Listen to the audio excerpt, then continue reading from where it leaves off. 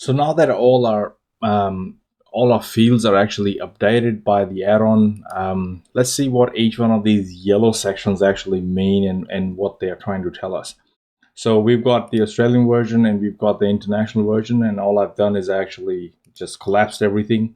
So you can actually that'll be a good idea if we can just open them a little bit so we can see a little bit more details of what they have, and we can then look at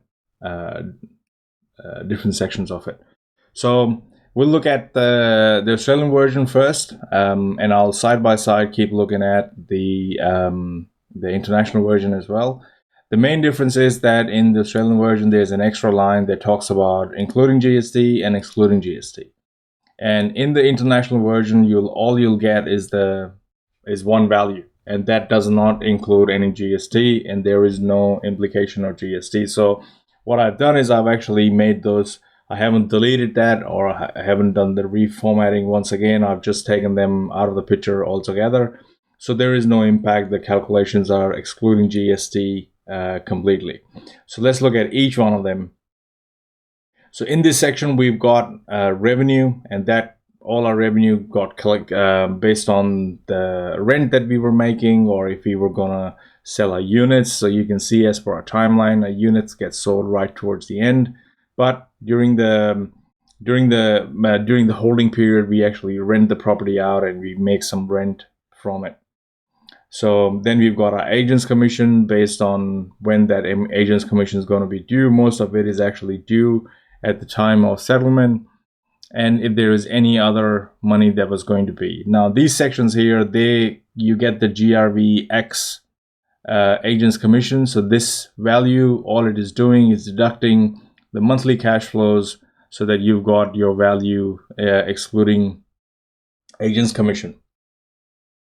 Land acquisition cost, again, there's an including GST and an excluding GST.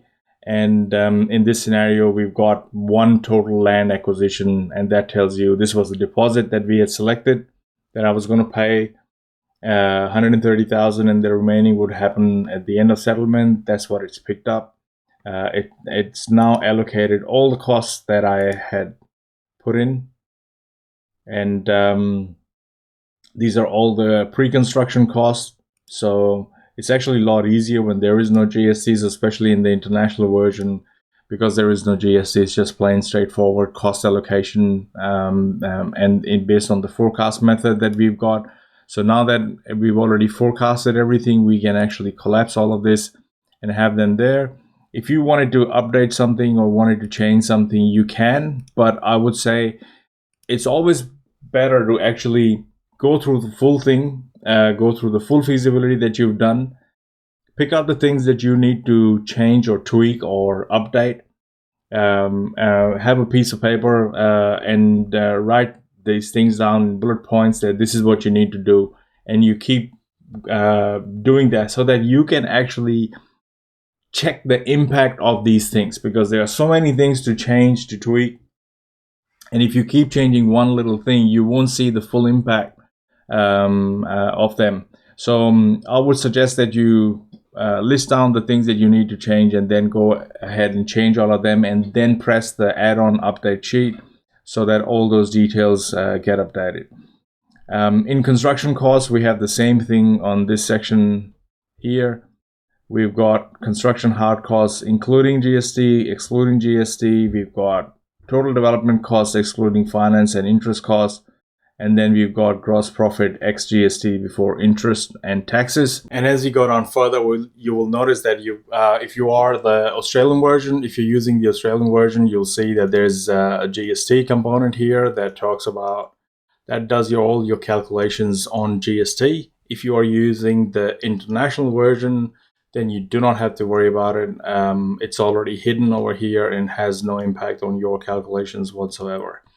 So this is where one of the videos I added in the modules was the menu update, where now you don't have to click on each one of the single development add-ons. So select the one that you want to use, and you will see that a sidebar will pop up right here. That was mainly to add user friendly interface, so that people could use it a lot easier. So that if you've got something, you've changed something and you want to update the values again, you can quickly go and update the values and go on from there. So continuing the overview of this thing, let's keep going. So you've got land finance details. The only things that you got to change over here are this and this. Once you've set everything up, again over here you've got just one blue section right here. If I expand this thing, there's nothing for you to actually do on under this section at all. So if you come down over here. Now, this is where I actually added an extra bit of functionality, so you could do some advanced calculations. And in 90% of the time, you don't have to. So when you update this, what you'll see is that these values will come out as 0, or they would be linked to your total development costs, and that's the total costs that need to be funded, and you need to fund them. So the only thing that this actually does is that it actually excludes certain expenses that certain lenders would not allow to. If you've done the course, if you've gone through all the videos and everything, you'll be able to understand what these are. But here I've got a simple formula that you can double click on it and see what values are included and what are not. Now it's up to you if you use this value, which is your total development cost excluding certain expenses, or your total development cost as it is. Once you do that, all you have to do is put 79229,899, and what that will do is it'll give you the maximum price that the bank's going to lend you. We've already discussed all of that.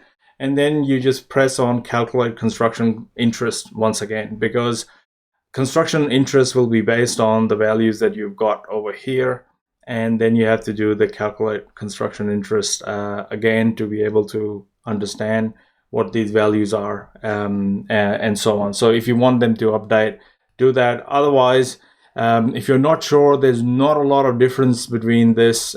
Just make sure that you've got at least this value in here to do that. In the international version, you will find that these values, again, there's a calculation, the similar calculation that's sitting here, and this cell is automatically linked to your total development cost, and you can leave it as it is if you wanted to, and then just press the calculate construction interest, and it'll do all your calculations once again. And if you want to change them, you can just come back and change them.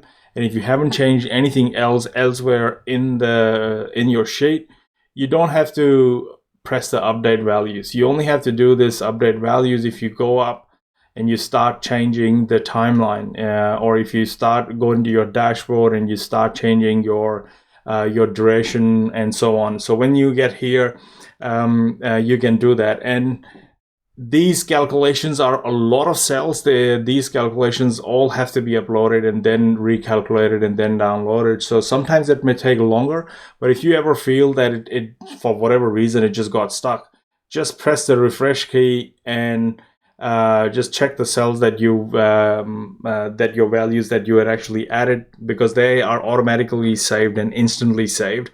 So those values that you change will always be there.